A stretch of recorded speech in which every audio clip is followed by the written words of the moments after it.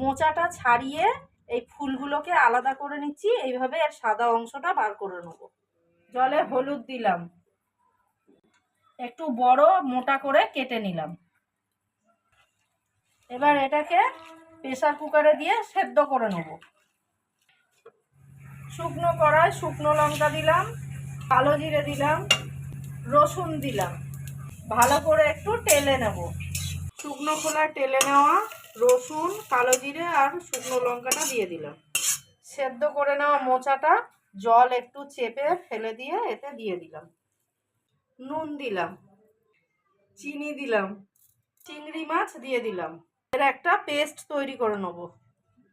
সর্ষের তেলের মধ্যে হলুদ দিয়ে দিলাম, মোচা চিংড়ির পেস্টটা এতে দিয়ে দিলাম। ভালো করে নেড়ে এটাকে শুকনো তৈরি করব।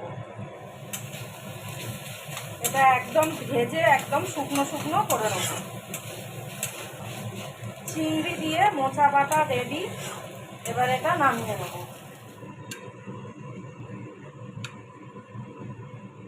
তৈরি করলাম চিংড়ি দিয়ে মোচা বাটা। নতুন বন্ধুদের সাবস্ক্রাইব করার জন্য অনুরোধ রইল।